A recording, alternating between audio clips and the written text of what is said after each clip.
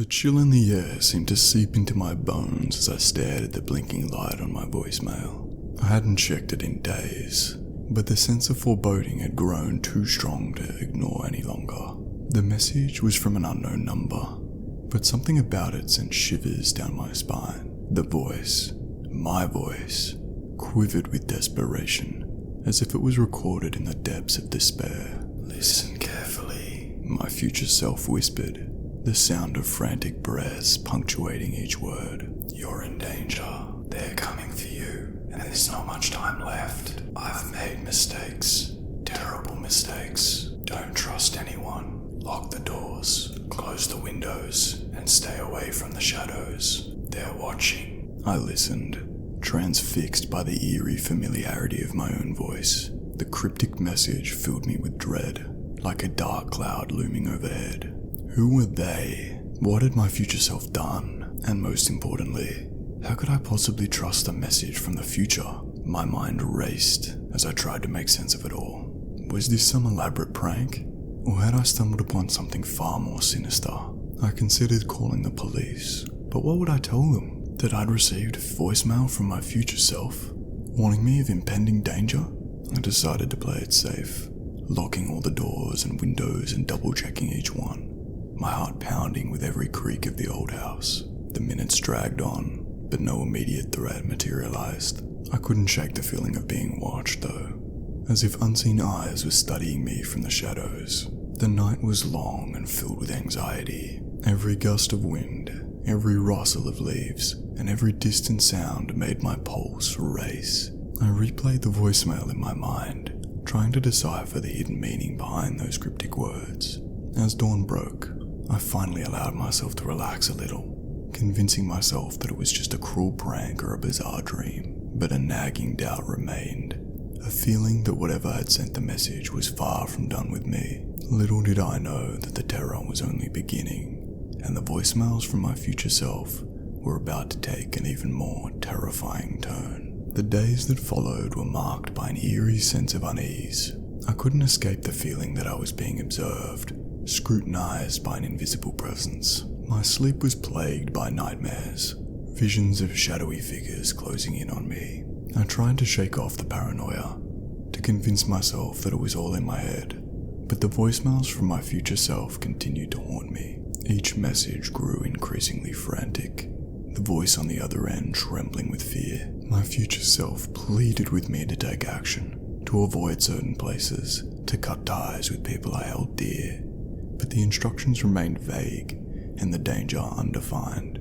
It was as if my future self was trapped in a nightmare, reliving a horror that I could only begin to comprehend. One evening, as the sun dipped below the horizon, casting long, ominous shadows through my living room, another voicemail arrived. My hands shook as I pressed play. "They're closer now," my future self whispered, the words barely audible over the rising panic in their voice. "You must leave. Go far away before it's too late. Don't trust anyone, not even yourself. They can take on any form, deceive you, make you doubt reality itself." The urgency in the message was undeniable, but it offered no clarity on who they were or why they were after me. I considered confiding in a friend or a family member, but the warning about not trusting anyone echoed in my mind. My isolation deepened, my paranoia growing with each passing day. I couldn't shake the feeling that I was spiraling into madness,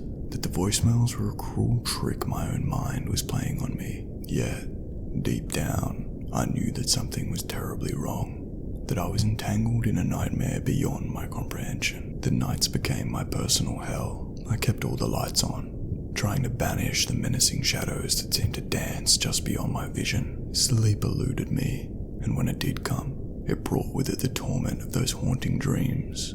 Nightmares of faces contorted in agony, of voices crying out for help. I tried to trace the origin of the calls, to find some shred of evidence that could explain the inexplicable, but each attempt led to dead ends, to phone numbers that didn't exist, or to voicemail boxes that were full and couldn't be reached. The dread that gripped me was suffocating, and I couldn't escape the gnawing certainty that my future self's warnings were not just the ravings of a tortured mind. They were a prelude to a horror I I couldn't yet fathom. A nightmare that was inching closer with every passing moment. Days turned into weeks, and I had become a prisoner in my own home. I could no longer distinguish between the relentless fear that gripped me and the very real danger that seemed to close in from all sides. The voicemails from my future self had become my lifeline, the only source of information in this maddening ordeal. In the darkest hour of one sleepless night, as I sat huddled in the corner of my dimly lit living room, clutching my phone like a lifeline, another message arrived. This time, the desperation in my future self's voice reached a fever pitch. "They're here," my future self cried, the words bordering on hysteria. "I can't hold them back any longer. You mustn't trust the mirror. They can use it to cross over. Destroy all the reflective surfaces. Run! Run now!" Terror surged through me as I stared at my reflection in the phone screen. The room seemed to warp around me, and I could sense a malevolent presence closing in, just beyond the glass. Without thinking, I smashed the phone against the wall, shattering it into pieces, desperate to sever the connection. The house descended into chaos.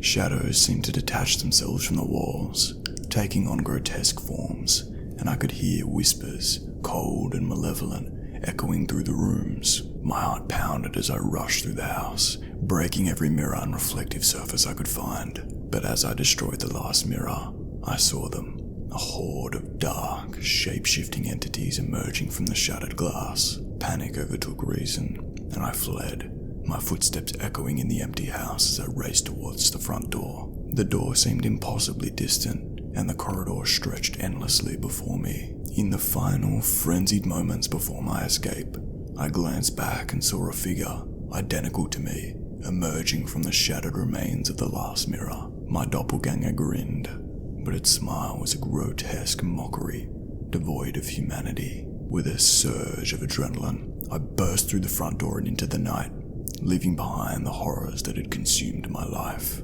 I didn't look back, didn't stop until I reached the safety of the city, far away from that accursed house. To this day, I live in fear, haunted by the memories of those voicemails and the unspeakable horrors they warned of. I can't escape the chilling certainty that the entities my future self spoke of are still out there, lurking in the shadows, waiting for the right moment to return and claim me.